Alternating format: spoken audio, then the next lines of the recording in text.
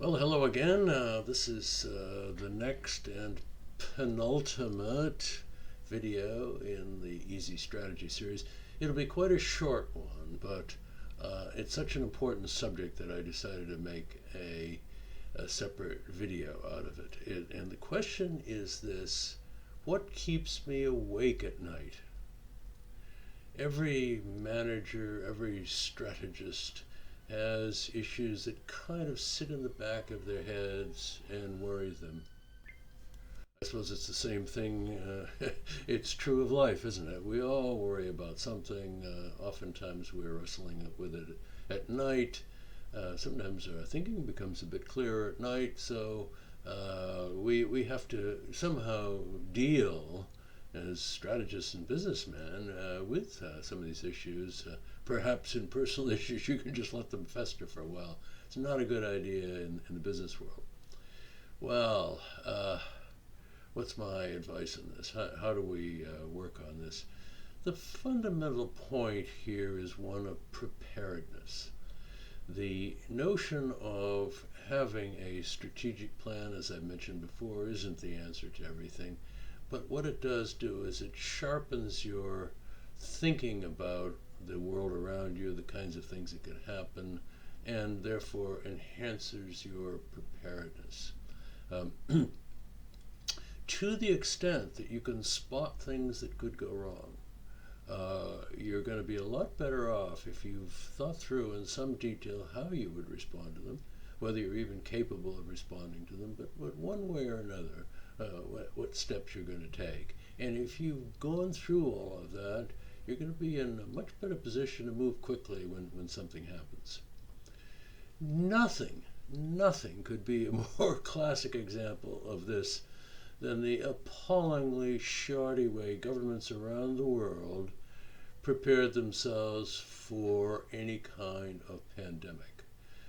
Repeatedly, we hear about how task forces were set up in years past to be ready for things like this and then abandoned, lack of interest. It wasn't sort of today's issue for the average politician and so forth. And as a consequence, when the coronavirus hit, most countries were caught really flat-footed. They should have anticipated this.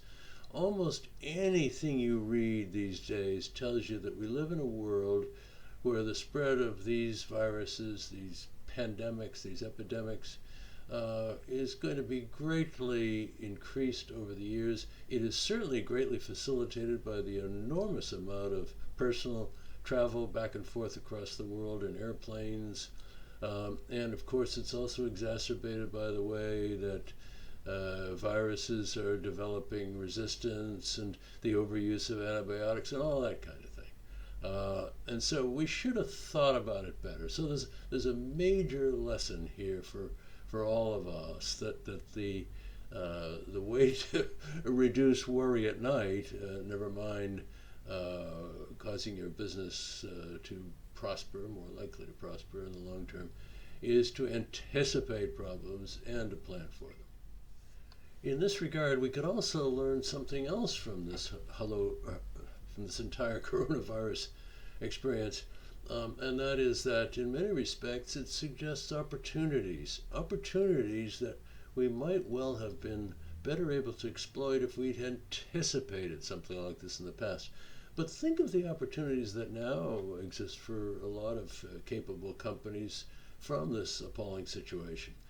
Anybody who can come up with a really fast and inexpensive test for this is really going to be a hero. A lot of money is going to be made out of that because every airport and airline in the world is going to want a way to quickly check potential customers the seats in their planes ready to take off, and they don't want anybody on there that's infected. So if we can find out fast how to do that, and that can't be beyond the realm of technology capability. So I'm sure there are many people who are working on it. That's an opportunity. Another opportunity is just simply more treatment for the virus once you get it. Donald Trump had some of this, seems to have come out of it okay, although you can't believe anything he says, but he probably did. Still another one, of course, is the whole notion of even detecting it in the first place. Another one is the whole notion of treatment for the coronavirus itself, a vaccine to prevent it, et cetera, et cetera. There's all kinds of opportunities that present themselves. And for the strategist who had anticipated something like this, it would be much better positioned to have moved quickly once it happened. And then finally, an exercise that might be useful to do is to review the history of your industry and even related industries. Look back at what's happened in the past, what some of the crises were that occurred. What are the things that suddenly were very damaging to the business?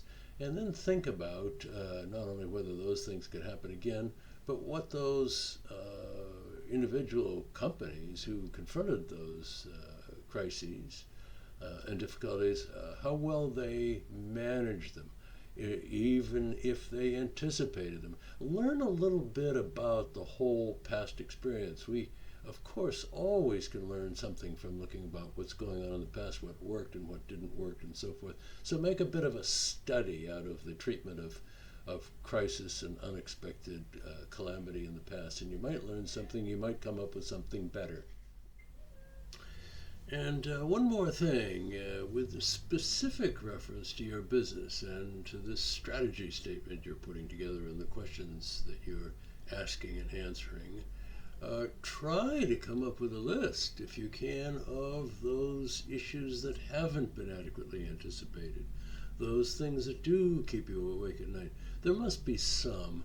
Perhaps you can share with the top members of your team the things that they worry about.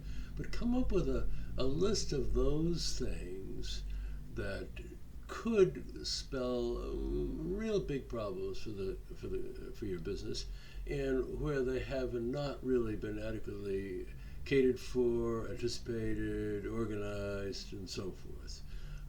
And then think about at least how you're going to go about coming up with contingency plans for dealing with them when they do arise. You will have made a major contribution to the well-being of the organization, and you will certainly enrich your strategy analysis.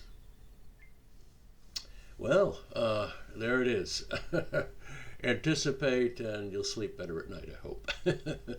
Okay, well, thanks a lot for watching. The usual suggestions of commenting, liking, subscribing, and so forth. And I'll see you at the next and final one. Thanks a lot. Bye-bye.